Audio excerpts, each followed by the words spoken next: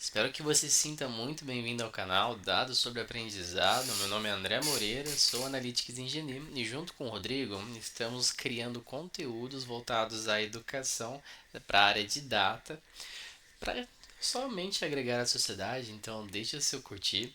E o vídeo hoje vai ser bem interessante, então vou começar a estruturar um pouco o pensamento de um projeto que eu vou fazer, pensando em reuso de código para um pipeline ali de construção de um algoritmo de machine learning e predição desses dados. Então, a minha ideia é fazer um projeto bem desde o zero e agora a gente vai definir a estrutura de pastas que vão ser utilizadas, que basicamente vão organizar toda a cadeia de desenvolvimento, tá bom?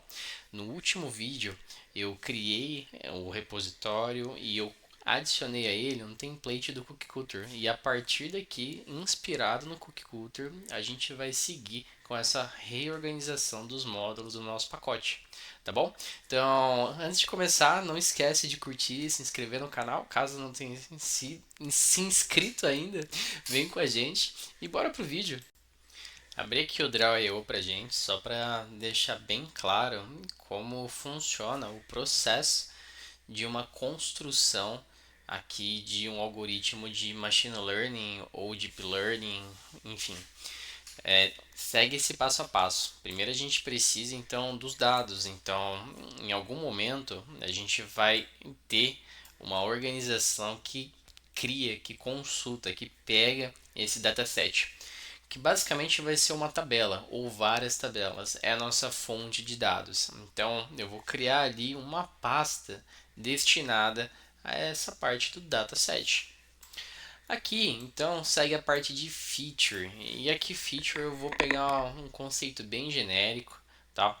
Aqui eu quero, então, trazer ali um pouco das descobertas do aumento de características do dataset, seja uma coluna que deriva a partir do cálculo de outras, ou até uma consulta com dados externos, tudo que for dado que agregue ao entendimento da situação, eu vou adicionar aqui na parte de feature. Porém, esses dados, antes deles serem treinados, eles precisam então estar num padrão que o modelo entenda.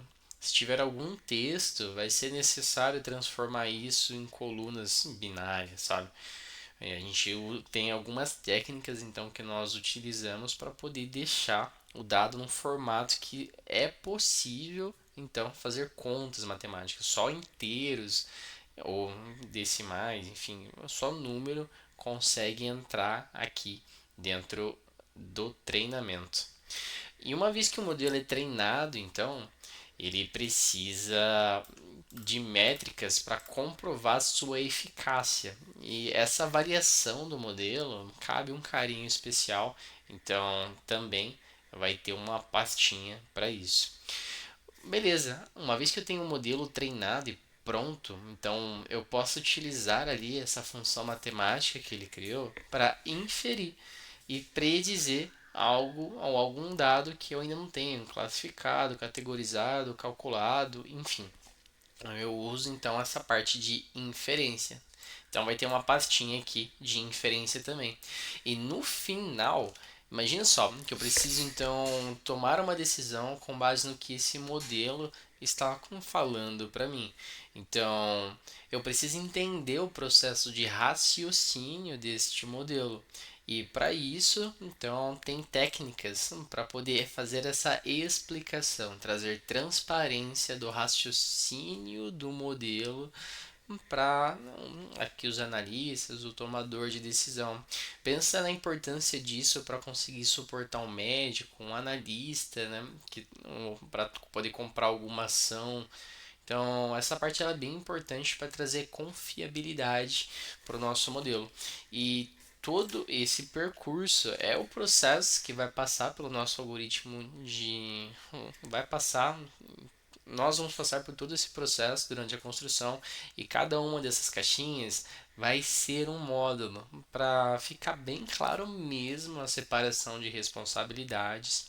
E eu vou usar então para cada um desses módulos camadas de arquitetura limpa. Então, vou criar ali uma parte do domínio, que basicamente vão ter aqui algumas, vão ter aqui os contratos, as interfaces, vão ter as classes comuns que implementam essas interfaces, tá? E sem perder muito tempo, vamos aplicar então essa estrutura. Eu vou utilizar então este repositório, o último commit. Ele foi basicamente o primeiro, o first commit. E aqui nós utilizamos um template do Cooker, ficou bem bacana, tá no vídeo anterior, só buscar aí que você consegue criar do zero bem rapidinho toda essa estrutura de pastas e nós vamos se inspirar nela. Então vou dar um clone na minha máquina, tá? Então vamos lá, cmd de comando. Eu gosto de fazer isso aqui todo vídeo porque nem sempre todo mundo já conhece como que faz. Ó, tô apertando Tab para poder então navegar até a pasta em repositories. Agora, para poder pegar esse, eu vou dar um git clone e vou dar um Ctrl V nesse link que eu peguei aqui. Aí você vai fazer o mesmo passo a passo no seu computador, dá o CD dois pontos, escolhe a pasta que você quer copiar esse projeto, dá o git clone e espera um pouquinho. Opa, git clone. Pronto, clonou. Agora ele está disponível aqui pra gente. Se eu der um code ponto com o VS Code instalado, ele vai abrir isso no VS Code pra gente, tá? Então vamos seguir dessa maneira. Aqui então tem essa pasta source e olha que bacana, eles trazem já algumas sugestões. No caso, eu peguei o template Data Science, faz muito sentido essa distribuição. Mas eu não quero seguir dessa forma, quero seguir de uma outra, conforme a gente já havia falado. Então, vou realmente mover as pastas. Então, já movi aqui esses módulos para source e vou excluir essa pasta de modeling. Agora, eu vou realmente criar uma pastinha para cada estágio, beleza? E dentro desse stage, eu vou colocar o arquivo .init. Stage, beleza, new file, underline, underline, init, underline, underline, ponto py. Quando eu faço isso, então o Python ele entende que essa pasta ela se trata de um módulo. Eu vou deixar ela copiada aqui para ficar fácil da gente aproveitar o nome. Então vou dar vários Ctrl Vs aqui dela na source, a gente tem algumas lá, né? E vou vir aqui, deixar do ladinho o nosso projeto. Então vai ter aqui um dataset, vai ter aqui o feature, vai ter aqui o pré-process, vai ter aqui o train, vai ter aqui o evaluate, dataset, feature, evaluate, train, infer e o explain. Eu gostei bastante desse plots aqui, mas eu vou incluir ele posteriormente, tá? Então, beleza, tirei eles daqui. Aqui no init ele já tem algum dado, eu vou só colocar tela cheia para ficar mais fácil da gente observar. Então, beleza, então estamos aqui com todas as pastas que a gente combinou: dataset, feature, preprocess. Esse aqui não tem. Vamos lá então. Vou copiando aqui.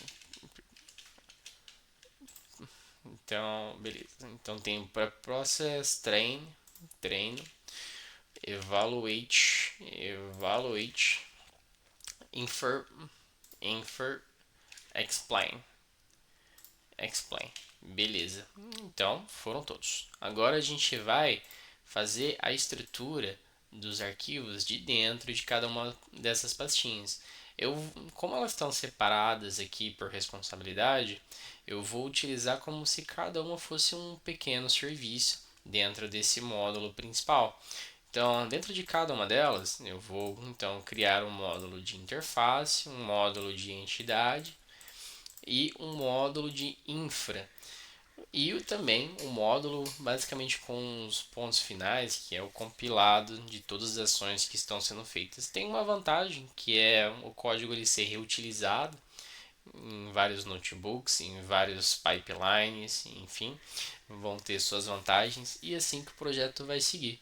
Bem profissional, bem modular, bem versátil, com as dependências bem claras e inclusive sem esse acoplamento muito forte entre esses módulos, beleza? Agora, então, vamos lá.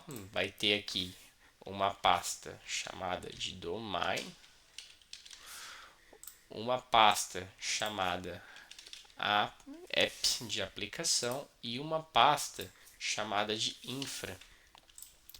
E para cada uma delas eu vou colocar esse init.py. Com essas três eu jogo para todos os demais.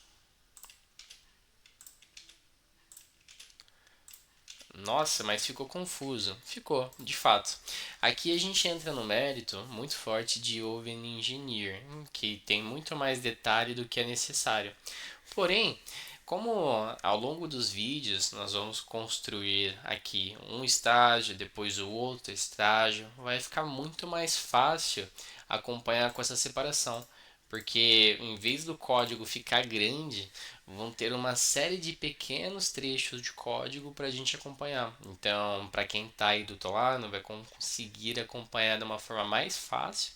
Além de, imagina se for um projeto grande, essa separação aqui, ela facilita a manutenção, porque todos já sabem como que funciona. Ah, beleza. Então, eu tenho aqui o serviço de inferência. Eu abro, eu sei que aqui na camada de aplicação são meus endpoints, que aqui na parte de infra está a aplicação, o código que o serviço está executando.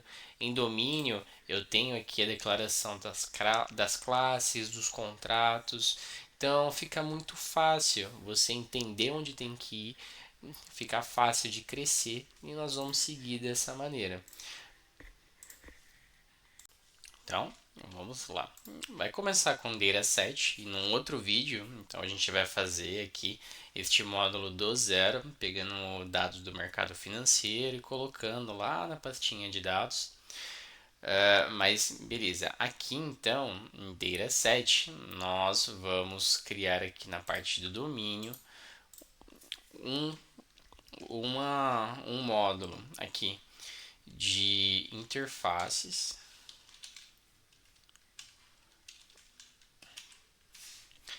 A gente vai ter aqui um outro de entities, entidades. A gente vai ter aqui na parte de infra, a gente vai ter o nome do back-end, da dependência, tá? Então, vamos supor que a gente vai então começar com pandas. Então, vai ser o pandas.py ou datasetpandas.py. Que aqui